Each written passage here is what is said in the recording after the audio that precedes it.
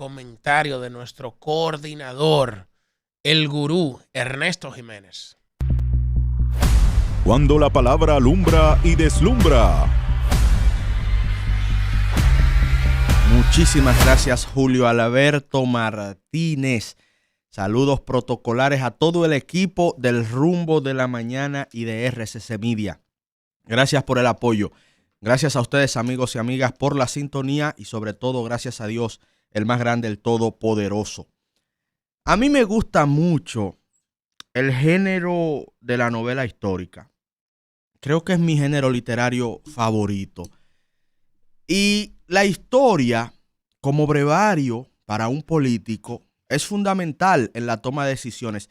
Hasta en la economía, como ciencia social, cientistas como John Kenneth Galbraith decía que en la economía política, entenderla sin la historia era una tarea imposible. Porque inclusive las mismas teorías económico-filosóficas estaban enraizadas en la coyuntura que les daban orígenes, que les daban lógica y que les daban cabida y les daban lugar. No se puede entender la teoría económica sin comprender el escenario histórico en la cual fue formulada. Y sobre todo aún en la política. Y por eso les hablo de la novela histórica, para hacer un comentario político enraizado en un libro que a mí me parece fascinante de Gabriel García Márquez, que se llama El general en su laberinto. En este libro, el genio del Gabo nos habla de las últimas semanas de vida del libertador Simón Bolívar, pero lo hace de manera descarnada, ¿no? Hace una especie de contraposición de las glorias, las luces, pero también las sombras de esos momentos finales de un ser humano que en su momento le correspondió un escenario como ningún otro probablemente en la historia del género humano. Liberar medio continente latinoamericano, pero al final de sus días, ya preso de las grandes decepciones, se encontraba en ese laberinto de decisiones en donde cualquier ser humano o cualquier organización política pudiera también verse y pudiera sentirse identificado en momentos como ese. ¿Y esto por qué lo digo? Lo digo a raíz de lo que está aconteciendo en el Partido Revolucionario Moderno. Las aspiraciones que van aflorando tienen que servir de alerta para que no se generen escenarios de división como los que ya conoce el PRM en el pasado, en el otrora PRD. Y se debe aprender de ello. En estos análisis del general en su laberinto, Bolívar no sabía, pero ya lo intuía, que producto de la poca gerencia que él mismo tuvo en ciertos momentos históricos, de las pasiones y los intereses que movían diversos actores a lo interno de la Gran Colombia, Bolívar no lo sabía, pero lo intuía, iba a llevar a la división de ese gran proyecto de unidad latinoamericana. La Gran Colombia, tan solo un año después de la muerte de Bolívar muere un 17 de diciembre del año de 1830, tan solo un año después, la Gran Colombia se divide en tres.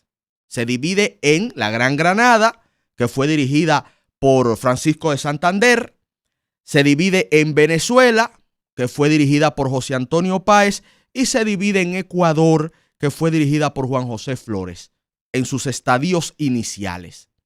Dígase, y aquí vuelvo al PRM, Bolívar entendió y se dio cuenta, acorde a la novela de García Márquez, que la escasa gestión, y digo escasa en un sentido de respeto histórico, no fue eficiente gestionando las contradicciones internas de su propio proyecto político. En un momento, él pretendiendo erigirse como dictador vitalicio, no fue capaz de escuchar voces disidentes que le hablaban de federalismo, de tomar en cuenta los deseos de cierto nivel de independencia de las grandes regiones, como la misma Granada y como el mismo Ecuador.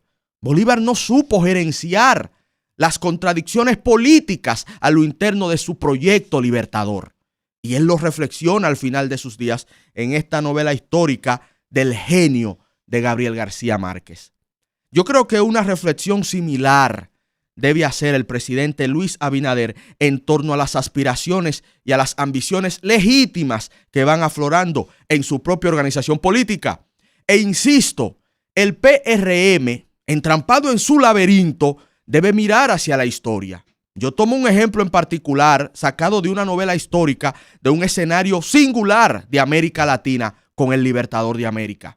Pero el PRM también tiene otros escenarios del cual puede muy bien aprender para evitar que lo que ayer sucedió se repita hoy como una farsa o como una tragedia.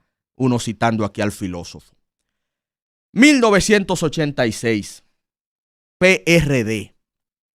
El PRD, luego de 8 años en el poder, desde 1978 hasta 1986, habiendo sacado del poder al presidente Joaquín Balaguer, de una manera que incluso llevó a muchos pensadores políticos y actores políticos a entender que no había forma de que Balaguer volviera a la presidencia de la República. Luego de 12 años de horror, como se pintaba en esa época, de 12 años de un ejercicio que sí puede ser considerado parte de nuestra transición democrática, pero que estuvo sumido también en escenarios autocráticos y violentos, productos de la Guerra Fría, ciertamente, pero que terminaron con la vida de jóvenes valiosos de la sociedad de la República Dominicana. No se esperaba que Balaguer pudiera volver al poder, pero la escasa gerencia de las contradicciones internas dentro del mismo PRD llevó a que resucitaran a aquel que en el 78 muchos consideraban un muerto político. Después de Antonio Guzmán llega Jorge Blanco. Y Jorge Blanco, presidente de la República, no fue capaz de buscar la manera de que sus diferencias con Jacobo Masluta no terminaran en una división del partido. Inclusive el líder máximo, José Francisco Peña Gómez, tuvo su cuota de responsabilidad. Tanto así que un año después de salir del poder el PRD en 1987, el PRD se divide en dos. Y el doctor Peña Gómez forma tienda aparte con el BIS, el Bloque Institucional Socialdemócrata, y Jacobo Masluta, expresidente de la República. Recuerden que fue presidente efímero luego de la muerte de Antonio Guzmán, forma el PRI, Partido Revolucionario Independiente. Esa fue la consecuencia de la imposibilidad de la cohabitación interna desde el poder. Terminó dividiéndose el PRD y yéndose a la oposición.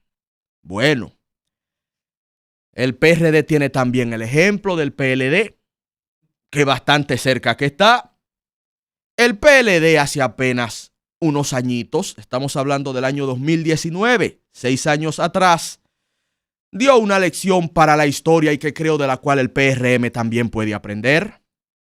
El PLD se había caracterizado por tener la capacidad, sobre todo dentro de sus élites, de ponerse de acuerdo para retener el poder. Todos tenían sus ambiciones legítimas, No necesariamente estaban de acuerdo con las decisiones que se tomaban, pero las respetaban y seguían en una misma línea hacia lo que le convenía al partido, que era mantener el poder.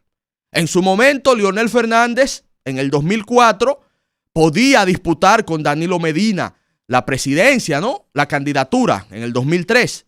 Pero Danilo Medina en ese momento entendió que como el referente más cercano de éxito económico y de estabilidad política del país luego del desastre del gobierno de Hipólito Mejía, como lo era Leonel, Danilo en el 2003 fue el primero que se puso delante de las filas del PLD para impulsar el proyecto presidencial de Leonel Fernández en el 2004. El PLD lo entendió, Danilo Medina lo entendió, Temístocles Montaz lo entendió, Francisco Javier García y el mismo presidente Fernández entendieron que independientemente de las ambiciones de todos ellos, Felucho Jiménez también en ese momento, independientemente de las ambiciones de todos ellos, el poder se mantenía con Leonel, se recuperaba, en el 2004. Y fueron unidos y retornó el PLD al poder. Doy un salto de 8 años. Del 2004 paso al 2012. ¿Qué pasó en el 2012? Bueno, salieron los ingenieros constitucionalistas, La canción No hay nadie más para sustituirle. No hay nadie más. Era Lionel. Era Lionel porque no había nadie más para sustituirlo. Claro, luego de 12 años manejando el presupuesto público, es entendible que algunos no vieran el sol salir si no era por el rostro de Leonel Fernández. Esa es la política nacional. El mismo presidente Fernández luego hizo un escrito en donde hablaba sobre los sobrecitos y los chequecitos y cómo el liderazgo real en este país, lamentablemente, esto es por nuestro escaso desarrollo democrático y económico, se fundamenta en la dádiva y en el clientelismo. Pero bien, el PLD entendió en el 2012, con todo y eso, de que el candidato debía ser Danilo Medina o se dividía el partido. Las élites del PLD le hicieron entender al presidente Fernández, entre otras circunstancias externas, que sin Danilo iba a ser difícil retener el poder. Y yo preguntaba a inicios de este espacio en el día de hoy, ¿y Lionel quería que Danilo fuera presidente en el 12? Después de todas las desavenencias de ese proceso del 2007, cuando Danilo dijo me venció el Estado, independientemente de que Lionel era evidentemente más popular que Danilo Medina, de eso no había dudas. Pero bien, Danilo se quedó con esa percepción y hay que respetar la percepción individual de cada quien.